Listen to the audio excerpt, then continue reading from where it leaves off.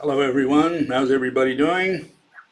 I hope better than me. I'm still catching up on my health. I've had a little bit of a cold for the last couple of weeks, congestion, but apparently I'm getting over it.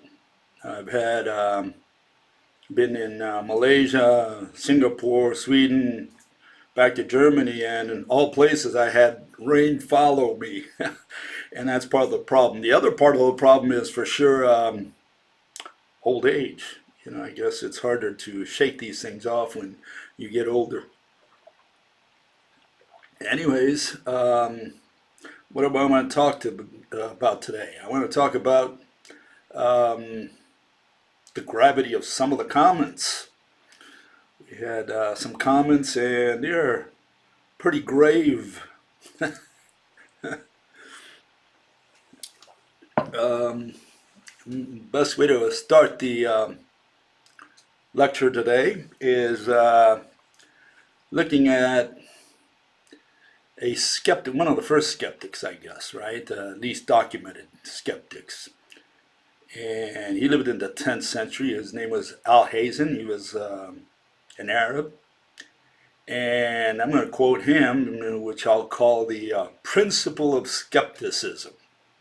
Now, keep in mind that skepticism for skepticism's sake is not good. You don't want to just at all times be a devil's advocate and say, well, I don't believe, I don't buy that, and because when you don't buy a theory, it means you bought another one. Everybody's got his own religion. Everybody's got his own beliefs, his opinions, and whatever opinion you have, that's your religion. So everybody's got a religion, one way or the other. Everybody's got opinions and way of thinking. Some of them because of how they were educated, some because of the way your brain works. Got a lot to do with all these different factors. Anyways, Al Hazen said something interesting, and I'm just going to put this up here. All right. And he said, the seeker of the truth is not one who studies the writings of the ancients and puts trusts in them, but rather the one who suspects his faith in them and questions what he gathers from them. The duty of the man who investigates the writings of scientists is learning the truth. If learning the truth is his goal, is to make himself an enemy of all that he reads, and applying his mind to the core and margins of its content, attack it from every side. So what is Al Hazen telling us? He says, look, the first thing you got to do whenever you read something, whenever you got a theory you like, is become an enemy of it and attack it every which way you can. Now, how's that for a principle of skepticism? Now, that's very easy to say and very hard to do. Why? Because we already have certain notions of what we think should be right in our minds. And what Al Hazen is saying, you should get on the other side of the fence and criticize yourself. Partly, I would say, because it's better for you to criticize yourself than someone else coming and criticize you, like in public. Before you you go out there, you really want to make sure you know what you're saying, and that you know all the angles, all the pitfalls, etc., because otherwise you're going to be surprised. Someone, who said, oh, how about this? And say, oh, I didn't even think about that, So it's best to criticize your own theory and be the enemy of your own theory. That's a good place to start. And of course, if you don't do it, someone else will. For sure. Someone else someone else will criticize your theory, okay? No matter how good it is, no matter how truthful it is, etc. Someone will criticize it. And that's the other way of subjecting your theory to, scrutiny. And it doesn't mean that because someone criticizes your theory that what they're saying is correct or even rational. Okay, someone might attack your theory, and you can tell that the person's not qualified, doesn't understand even the foundations, the basics. And so, no, you don't want to listen to that person because you're just wasting your time and his time. Now, it's nice to have someone who understands your theory, who has taken the trouble of reading it and understanding it. And then, yes, you can butt heads. He might say, you know, I don't like this, or I think this is where you're not doing it right, or I think this is irrational here, you know. Only then can you have a meaningful discussion.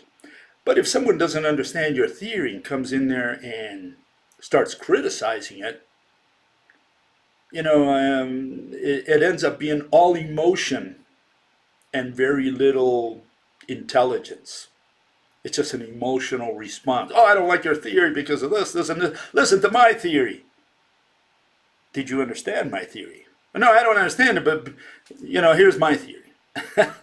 No, it doesn't work that way. If you're going to criticize someone, the first step is to try to understand the theory that he's proposing, the mechanism, as I say, the causes that he's offering. And then, yes, you can deal with it intelligently. And I had a couple of visitors, and they didn't do a good job of understanding. They immediately went into the emotional mode. Saying, I don't like your theory, I think it's garbage, blah, blah, blah, and here's my theory. Some of them didn't even put their own theory. They just went ahead and said, it just stinks. And did they understand the theory? Well, let's find out. Here's one of the comments I got, and you can. I'll let you figure it out for yourself. Okay, this all comes in there, and he says, "If I tie a rope between my TV and my bed, it doesn't pull the TV to the bed. Just tying a rope doesn't do anything. What causes the pull? Each atom in the apple is also tied to 50 octillion atoms throughout the universe. Why doesn't the apple get pulled up towards Andromeda Galaxy instead of the Earth? The strength of the pull is affected by distance. How does it vary by distance?" Okay? So obviously this, and he goes on ranting about, you know, how lousy my theory is, etc., okay? But you can see this person has not even taken the trouble to understand the theory. He hasn't done any research. He hasn't listened to it. I mean, I do have lots of videos and papers that I've written, and there's Quora articles. I mean, there's enough information out there for you to more or less get a good picture of what the theory is about, especially regarding gravity. And he hasn't taken the trouble. He's just an emotional reaction. He said, you know, I don't understand how you produce pull with a rope. Your theory stinks. Okay? So, for those few people who still have an open mind, okay, and you are willing to explore, I'm not talking about convincing you, persuading you, none of that. I'm here to make you understand my theory. I want you to understand it before one of us dies. The only issue here is whether you understand the theory. Okay? Then what you take home with you and decide on your own, that's your personal business. You know, that's your personal opinion, your personal religion. Here we're just interested in finding out whether you understood the theory. And obviously this fellow did not understand it. He just went to emotional mode, okay? So let's see if we can understand it. I'm going to start with, not me, I'm going to start with a mathematical physicist, okay? This is on the other side of the fence from me, okay? So it's not that I'm bringing a friend over here saying, you know, this guy's going to vouch for my stuff. Nothing like that, not at all, okay? I'm going to bring a guy who's a mathematical physicist, and he's going to tell it to you like it is, okay? And this is a professor. He's from Berkeley, okay?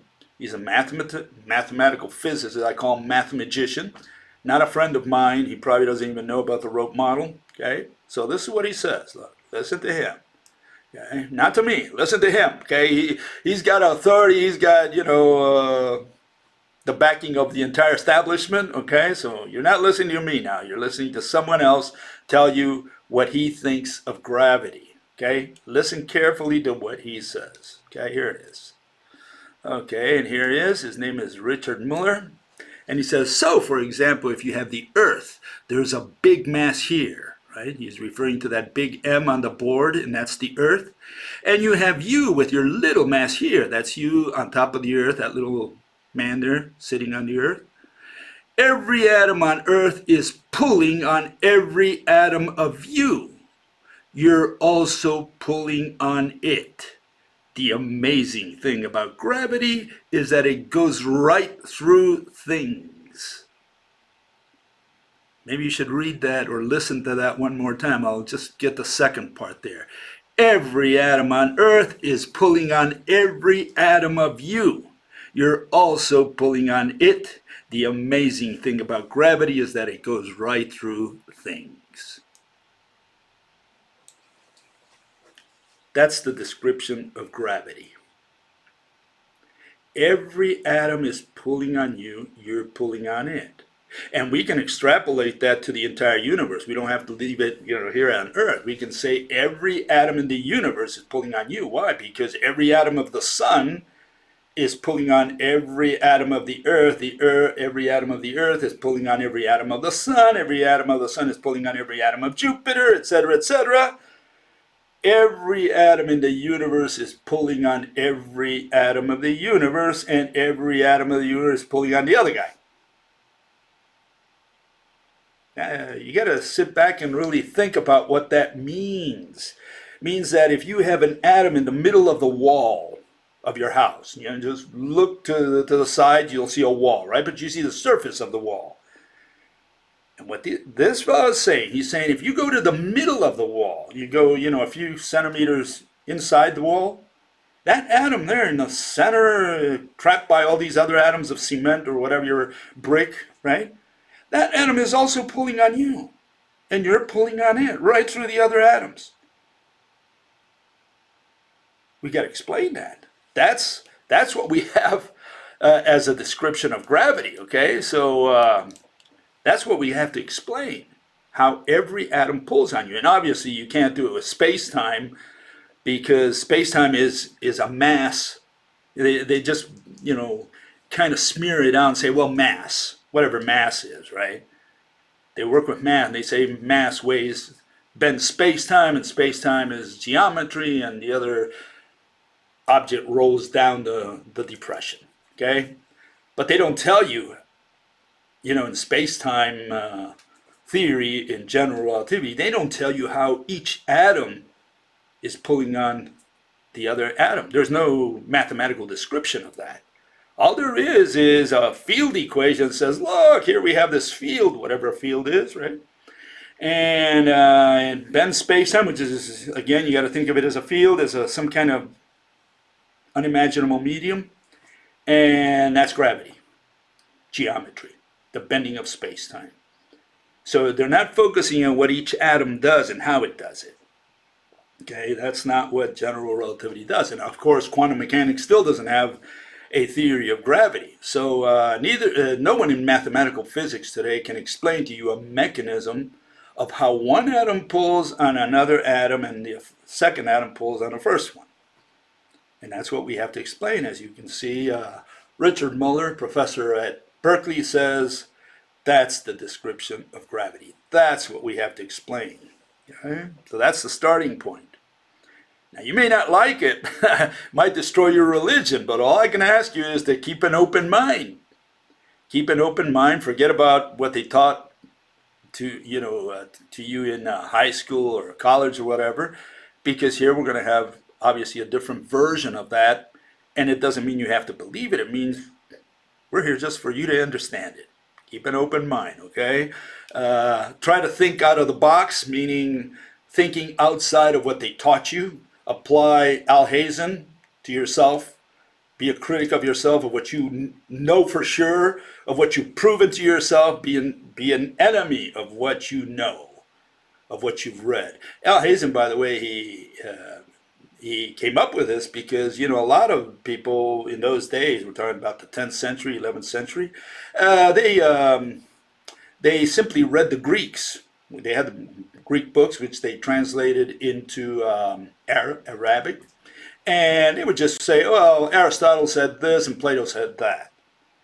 And this guy says, look, just be a skeptic of what the Greeks said. Try to think outside the box. Be a critic of what you read. Okay? And, this is the time to apply it. I'm going to give you a different theory, and obviously this means you're going to have to think outside the box. Move outside the box for a second at least to understand it. Whether you believe it or not is a separate issue. Okay, so let's start with Mr. Good old Newton and compare him against Bill Gaede. Okay, that's Newton on the left, and that's Martin Luther Bill on the right. Did a little video on that, and maybe you should watch it. Anyways, what does Newton propose? He says that gravity is a force, okay? And what does that mean? He says that you have the gravitational constant g, that's a constant, so we can even remove it. But essentially, because, we're interested in understanding what's going on here from a physical point of view, from a mechanistic point of view, we're saying there's a mass 1, that's that object 1 on the left, the orange one. And you have a mass 2, that's the object on the right, the cylinder, the blue one, right? And if you want to do a calculation for force, you want to know what the magnitude of the force is, you got to divide it by distance squared. In other words, the distance that separates them. And I'm going to replace Newton's formula, the letter F, with the letter T. I'm going to say that what I'm going to argue today is that gravity is not a force. Gravity is a tension, and tension is not a force. Of course, a lot of the mathematicians out there will be horrified by what I'm saying. They've been taught that tension is a force, and I'm saying tension is not a force. That'll be the argument, okay? Okay, and as you can see, I put a bunch of lines connecting the two objects there. 4 of the atoms in one object to 4 of the atoms of the other. That's going to be essentially the mechanism. I'm going to say all the atoms are interconnected. Doesn't matter by what right now, I'm just saying they're physically interconnected. We just can't see the mediators. That's the only issue. But other than that, I'm going to make the assumption that all atoms are interconnected. And that would certainly explain what Mr. Muller said, that this atom is pulling on you and you're pulling on it. There you have it, right there. Every atom is interconnected. I think that part at least I can address, okay? Okay, so what's the issue here? Well, here we have the theory in a nutshell.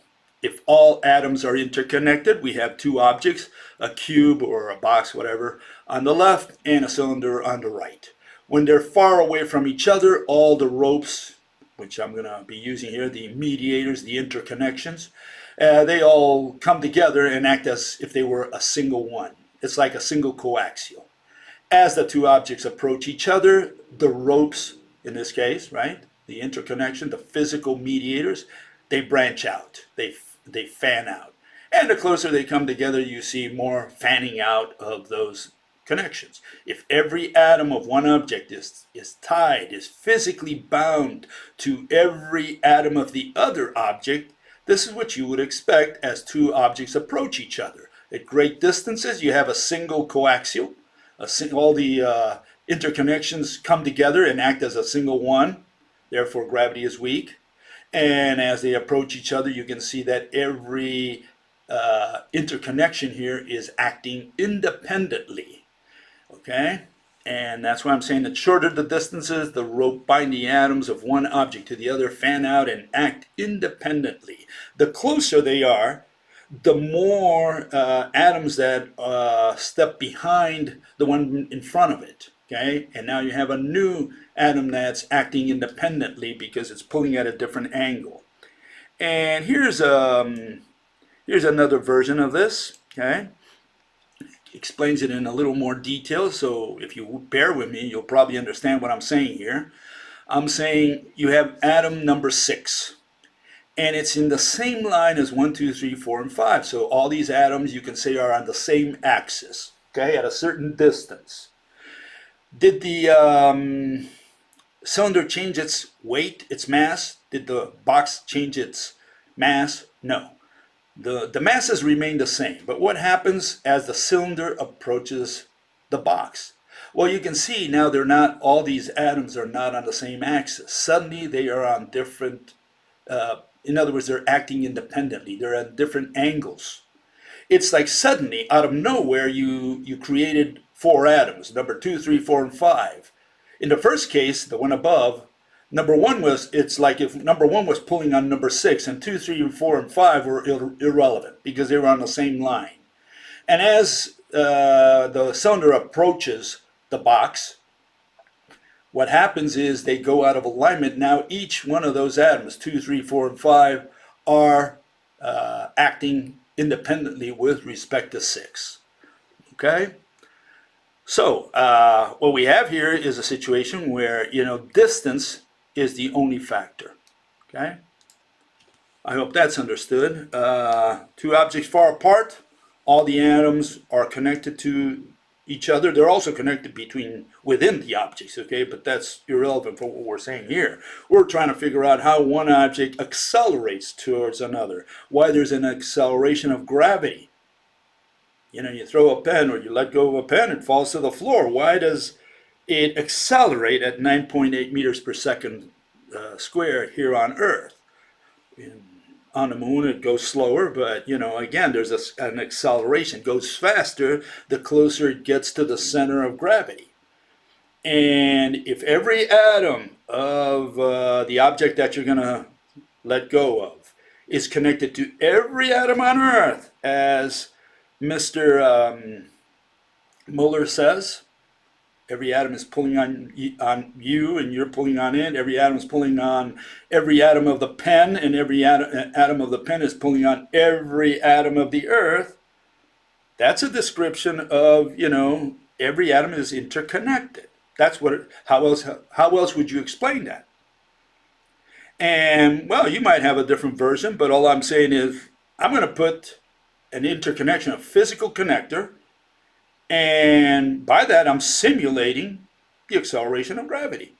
So I don't think you can slap me in the face when I'm telling you that every atom is interconnected, and at least that explains the acceleration of gravity and explains why every atom of the pen pulls on every atom of the Earth and vice versa. Okay? Okay. Let's see. Let's explain a little bit about tension, okay? Because I'm going to say there's no force between any two atoms, okay? By the way, I'm going to argue that there's only tension, okay? And we'll get to that slowly, because I know this this goes over people's heads many times. So I'm going to try to go slowly just for your understanding, okay? Let's get that clear. Okay, here you have one fellow pulling against another fellow. Okay, they're tugging on 4 ropes. They're doing a tug of war, okay? And there's 3 other fellows that are just putting their hands on the 4 ropes. They're just laying their hands on the ropes. So they're not participating in the pull, okay? They just put their hands on the ropes. And the guy on the right is not pulling against 4 of them. He's only pulling against the first guy, or the last guy, I guess you could say, the one completely on the left. And the other 3 guys are just putting their hands on it. They do not intervene in the tug of war. They are not using any force, and neither is the guy on the right pulling against them. What happens when those 4 ropes are now connected to these guys, and they're all at a different angle? They're all pulling against this fellow. Well, now this fellow over here on the right, he's feeling the pull from these 4 guys. Okay? So in the first case is the case when 2 objects are very far apart, and the interconnections, which I'll refer to it as the rope. The ropes are all on the same axis. And so it's like the 3 guys there, which represent essentially 3 atoms, it's like they don't exist because they're on the same line. They're on the same axis. Only when the 2 objects, in this case, the guy on the right and the 4 guys on the left, come together, do the ropes separate simply because of a function of distance. Keep that in mind. The only thing that's happened here is the distance. No one has changed his mass. The 4 guys on the left, they weigh as much as they weighed before. The guy on the right also weighs as much as he did before. In other words, this is what we see with gravity. The objects don't change their mass. What they change is just the distance between them. How do you cause acceleration of gravity? Well, what's happening there is now you have a stronger tug from 4 guys on the bottom than you did when the 4 guys were on the top and 3 of them were just, putting their hands on the rope. Okay, so that's how distance affects the force of gravity. Okay, let's move to another. I try to make all these images to grab it from every possible angle. Okay, so here we see the same issue. The ones on the top, the 2 objects on the top, the box and the cylinder, they're very far apart, and so all these ropes, they act as a single one. As far as they're concerned, there's a single coaxial uniting these 2 objects. What happens as the objects approach each other? They come together. Okay, the distance between them decreases. Well, you can see what's happening as you go downwards and the objects come closer to each other. What's happening is the ropes start fanning out because every atom is at a different angle with respect to every atom of the other object. Okay? And so what's happening is all you have is more ropes acting independently at different angles. That's the idea. That's the theory, okay? That's what I'm trying to show. And here's the dynamic version of that, okay?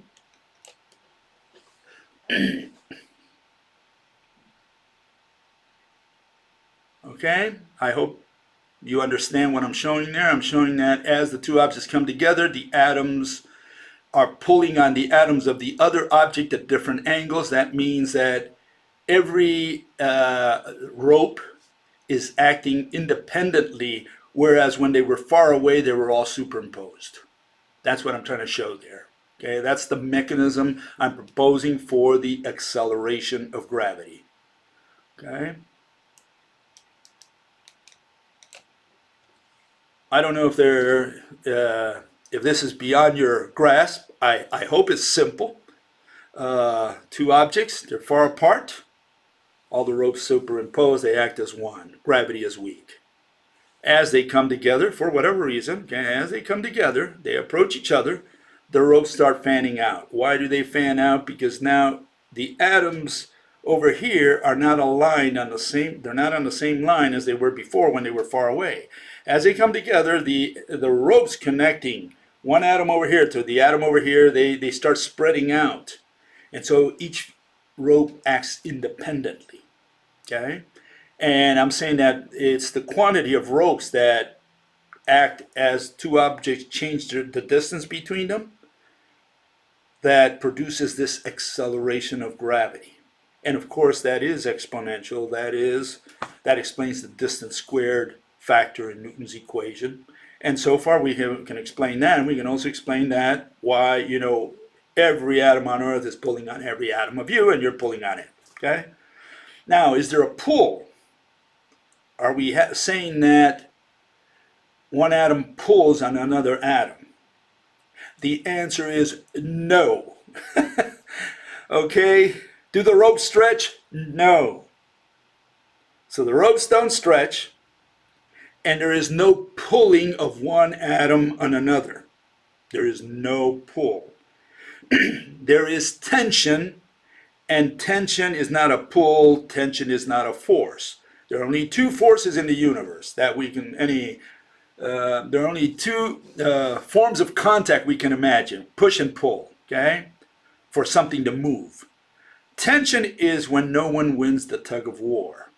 That's why tension is not a force. Force, mass, times acceleration. Acceleration means you're going in one direction or another. Whether push or pull, it doesn't matter, but you're moving in one direction or another. Someone wins the tug of war. Tension, no one wins the tug of war. It's a tied game. And let me illustrate that so that you know what I'm talking about in case you can't visualize it. Here it is. This is all we have in the universe. We have 2 balls. I made them both red and equal just so that we don't have, you want them yellow, I'll put them yellow, no problem. Okay, we have 2 balls. They're interconnected by something. We'll call it a something. Okay, it could be a stick, it could be a rubber band, it could be an elastic band, whatever you want to put in there. A piece of cloth, a rope, a string, wire. Okay? Now, this is all there is in the universe. Okay? I want you to focus on it. This is all there is in the universe. Okay? Does anyone win the tug of war? Is there any tug of war going on here? Or is there just tension? Okay? They just sit there forever. Well, let's put them in motion. Let's see what happens when we put them in motion. Okay? Here they go in motion. Okay, again, this is all there is in the universe, okay? There's nothing else. No matter, no ether, no anything. All we have is empty space, vacuum, nothingness. We have two objects. They're tied by some kind of entity, string, whatever you want to call that. They're rotating. Does anyone win the tug of war? If they both have the same, oh, by the way, they're made of a single piece. That means these are not made of particles. This is the only particle. Okay, so each one of these particles is made of a single piece. It's not made of components. Okay, so does anyone win the tug of war? If they weigh the same thing, they have the same mass, they're rotating, does anyone pull on the other guy? Well, no. Rationality would tell you that no, no one wins this tug of war. Okay, it's a tied game. What you have is tension across that string or across that thing that unites them. All you have is tension. There is no force here, no force on the string, no force of one object on the other, because no one wins the tug of war. I mean, if suddenly they were to move in one direction or the other, then you'd say, oh, something's going on because, suddenly one of the objects is stronger than the other guy for whatever reason, weighs more or whatever. And if they're both exactly the same, then there should be no force. All you have is tension. And I'm saying that that's what happens under the rope model between any two atoms. All you have is tension. We have to assume that each one of these systems is like it's the only two objects in the universe. Okay, so no one wins the tug of war between any two atoms. In fact, it has to be so under the rope model. Okay, it has to be so because we're not going to produce gravity by pulling on the rope. Okay, we're not going to stretch the rope.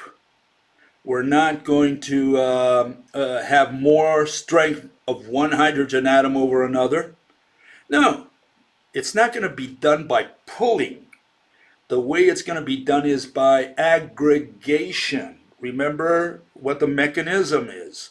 The mechanism is you have two objects far away, all the ropes come together. They superimpose, they pull on the same axis as if they were a single one. When they approach each other, the ropes fan out, and it's going to be the distance that determines what the force of gravity is. The masses have not changed their values. They have not, one mass has not gone up because, the two objects approach each other. The two masses remain with the same mass. The two objects remain with the same mass, the same weight, the same kilograms. All you have is just, distance changing between them. That's all. And the only way you can show this, the only way you can mimic this is by saying what Richard Muller says. Every atom is pulling on another one, and the other one is pulling on this one. They're actually not pulling. There's tension between them, and all we have is distance changing between them. And it's the aggregate of ropes, in other words, of independent ropes that are now pulling at a different angle that causes the acceleration of gravity. That's the proposal.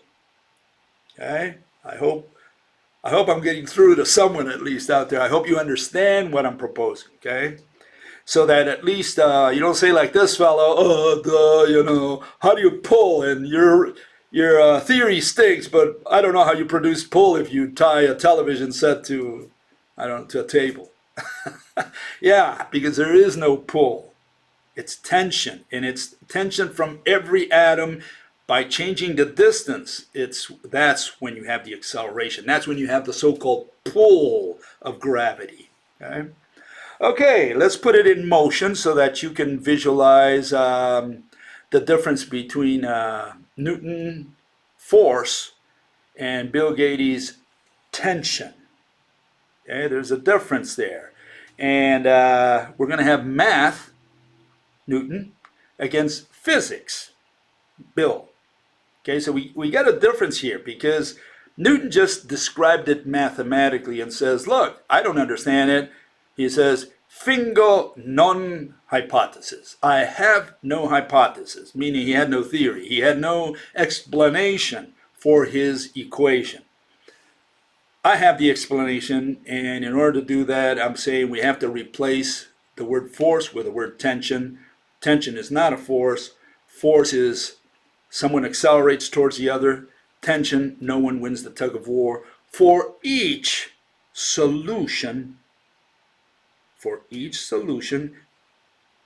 per distance. At a given distance, you have only one solution. At that point, there's only tension. Only when you set that in motion at different distances do you get this force. But just for one solution, okay, of Newton's equation, you only get one value. That value is not representative of force because there is no motion at that point in time. It's mass divided by the distance that separates them. Where's the force? There's no motion. You're looking at a picture. You're looking at a static image. And that's what I want to show now. So let's see if I can find it here. There it is. Look at this carefully, okay? I'm going to run it several times. Okay? What we have here is the mathematical version. Here we have Newton, and he says force equal gravitational constant times all that. We get rid of the gravitational constant. We don't need it for our explanation here. Essentially what Newton does, he weighs a box and says 10 kilograms. He weighs a cylinder and he has his second mass. And then how does he do distance? That's where the critical part is. Well, in mathematical physics, what they do is they unroll the end of the measuring tape, or they count tiles. And that's where they differ from physics. That's not distance. That's distance traveled. And it's distance traveled and not distance. The way they do it in mathematics is they say, look, we take the tape, measuring tape, and we unroll it. We're unrolling the end of the measuring tape, and we measure 1 meter. Or we measure we measure one tile, and we say, well, this tile measures 1 meter. So what is the length of the room? What is the distance from wall to wall? Well, let me put tiles in between the two walls and tell you. So I put 10 tiles, and I say it's 10 meters. So what I have is distance traveled. What I've done is put one tile after another, counted the tiles, and say, look, the distance between this is 10 meters. What is 10 meters? It's the distance traveled. Okay, that's what the little man there is doing. He's putting tiles, and he's counting the number of tiles. That's the way they do it in mathematics. And that's why they end up with force. Okay, because Newton saw this as a dynamic equation. He says the distance changes. It does, but it changes from, it changes when you look at when you plot all the points. That's when it changes. The distance changes as time goes by. For every solution for this equation, you only get one value. And that value is just the distance between the two masses, the two objects that you have there. Okay? So look at it carefully because I'm going to change it now in a second. I'm going to show you the physics version of this. This is the version of the religion of mathematical physics. This is what you learn in high school. This is what you learn in college. You just put a mass, a value for the mass. How did they determine the mass? They weighed the object and they said, well, it measures 10 kilograms. How about the other one? Well, the other one's 11 kilograms. And what about the distance? Well, let me measure it. And so you unroll the tape from wall to wall and you say, well, it's 10 meters. Or perhaps you measure one tile and say, that's going to be my standard. Okay, how much does your tile, what is the length of your tile? It's 1 meter. Okay, so what's the distance from wall to wall? Well, let me put some tiles there for you. 10 tiles, okay, it's 10 meters. So this is all numbers. Okay, these are all numbers. That's the mathematical version. You still have no idea what's causing the force, what the mechanism is, and that's why Newton could not say, what the mechanism is. He had no hypothesis. Okay, now let's do physics for a change. Let's get rid of math and let's do some real physics. Okay, here's Bill's version. It's under the rope model. We have tension. Do we weigh the box? No, we put it up there. Do we weigh the cylinder? No, we replace the mass with the object. We have two objects. Do we have distance measured? No. We simply have distance, qualitative distance between two objects. As they come together, you see what's happening, not with the objects, what's happening with the ropes that interconnect every one of the atoms. So we replace mass 1 with what? With a value? No, we put an object there. We don't care what the mass is. We just put an object that's got so many atoms. We put another object that's got so many atoms. And then all we look at is the separation between them. Qualitative separation, distance. That's the distance of physics, just separation. Mother Nature, she doesn't know what 10 meters is. Mother Nature doesn't know what a kilogram is. Mother Nature can tell you how many atoms an object has. You know, she knows that exactly. And she can tell you what the separation, the qualitative separation is between two objects. That she understands. So how does she do her magic? Well, you got to look at the invisible stuff between the two objects. What you have there is these invisible connections. We'll call them ropes.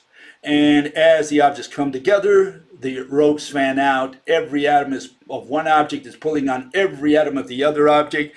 As they get closer together, what is happening is the angles change, and so the ropes are no longer superimposed as they were when they were far away. And this is the mechanism of gravity. It's the mechanism of the acceleration of gravity of one object with respect to another. Okay? Okay. Did I convince you? Well, I'm not here to convince you. I'm not here to persuade you. I'm not here to twist your arm. I'm here to get you to understand the theory, so at least that you don't put words in my mouth or tell me, well, I didn't understand how an object pulls on another, but I hate your theory. You know, that's not very profitable for anyone. This guy just wastes his time writing paragraphs, and you say, don't you have something better to do with your time?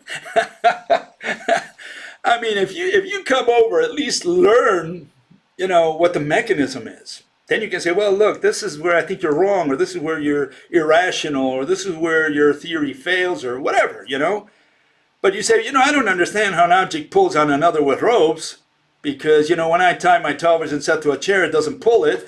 So I think your theory is ridiculous. Well, yeah, if that were my theory, it would be ridiculous.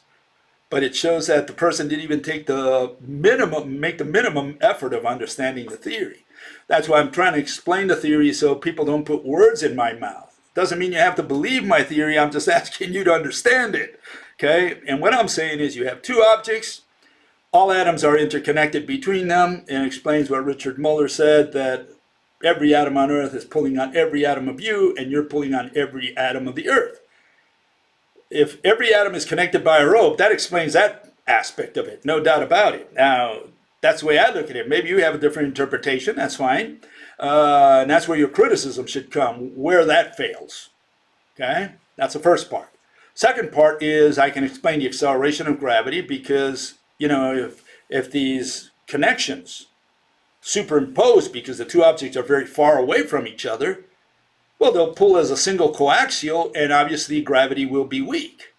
It's only when they approach each other that the ropes fan out, right? And the nearer they get, the faster they go. Why? Because, the ropes, every rope is now at a different angle with respect to the other object, and they have to pull at increasing speeds. That means there is an acceleration there, and that acceleration has to be square of the distance, or something similar to that at least, right? And so I can explain the acceleration of gravity. I can explain why every atom of you pulls on every atom of the Earth. And then you have the issue that, that I'm saying that there is no pull between two atoms.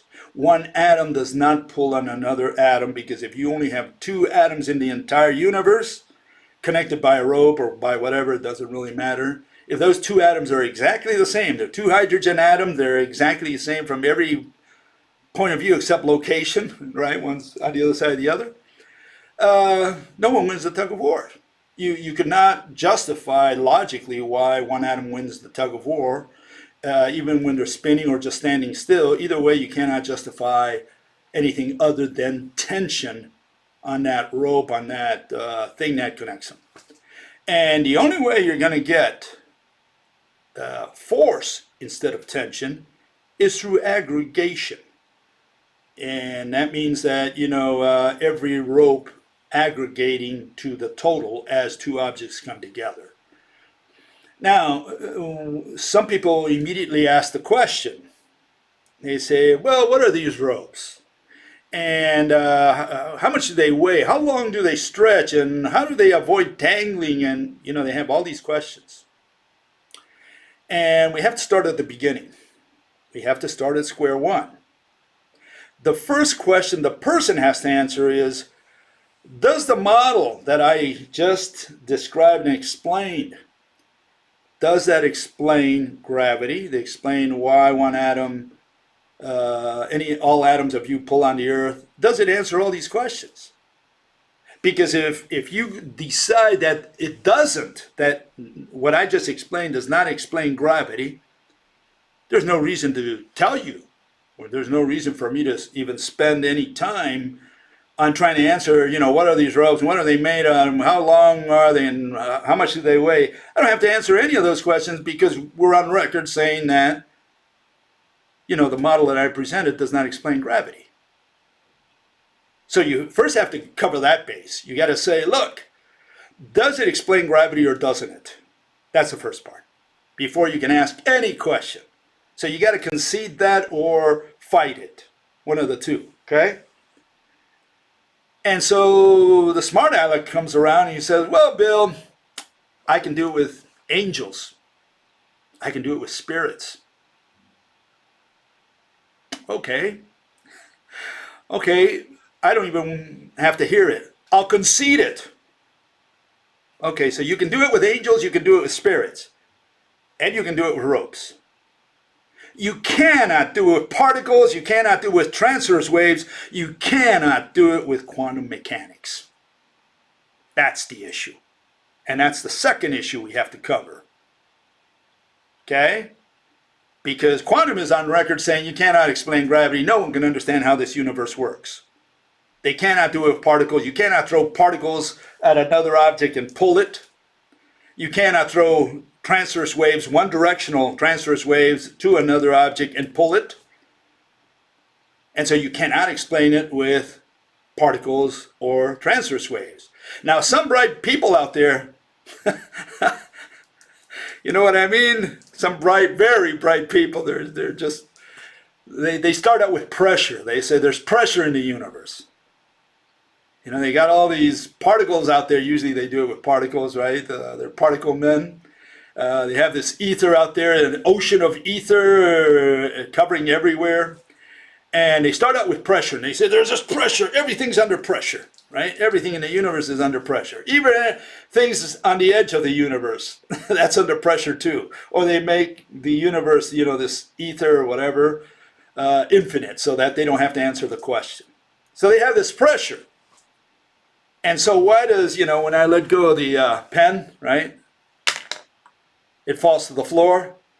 Well, because you were holding it against the pressure pushing it down, right? And as soon as you let go, the pressure pushes it down. It's a push gravity mechanism. These bright people, they come up with these solutions. They're bright. They're so intelligent that's just scary. And then the issue is, why did the pen fall to the center of the earth? Why didn't the pressure push it upwards, away from the earth? Why would the pressure go towards the center of the earth? Maybe gravity pulls it there? All the particles of the ether pushing inwards towards the center of the earth, so anything you let go of, it goes to the center of the earth. Why? Because all the pressure is towards the center of the earth. Why that would be so, I don't know, and that's what they would have to explain. But the point here is you cannot explain gravity rationally, okay? All these loonies out there, they can say whatever they want. But you cannot explain gravity with particles or with waves. That's the issue. And if you cannot explain with gravity or gravity with either particles or waves, quantum dies. Okay? Can you explain with space-time? Well, we got to find out what space-time is, you know? I mean, and that's a can of worms, because here you have a concept turned into an object. And again, it'll tell you that you cannot imagine four-dimensional space-time, and you know they go through this whole rigmarole that everybody pretty much that has some exposure to it, you know, understands pretty much that they cannot explain it. So yes, you can do it with angels, you can do it with spirits, and you can do it with ropes. You cannot do it with particles, you cannot do it with waves, and you cannot do it with space-time, physically, mechanically. Okay. And so, you know, you cannot do gravity with quantum or relativity. And that's the issue. So what are the questions? The questions are, before you ask, what are these ropes? What are they made of? How much do they weigh? How do they avoid tangling? Blah, blah, blah, blah, blah. Does the mechanism I just explained explain gravity? Is it the mechanism of gravity? If it doesn't, you know, there's no need for me to answer any question, because obviously the mechanism doesn't work. If it does work, the second question you got to answer is, can quantum mechanics or general relativity explain the same gravity in a mechanistic way? Can it tell you how one atom pulls on the earth and the atom pulls on the atom, on every atom of you? Can it explain that phenomenon? And if it can't, then let's first get rid of quantum. Let's first get rid of general relativity before we go deeper into questions on the rope model. That's the issue. And with that, I'll see you on Wednesday, and we'll continue with some of the other questions and comments that some people have put out there. We'll see you then. Bye-bye.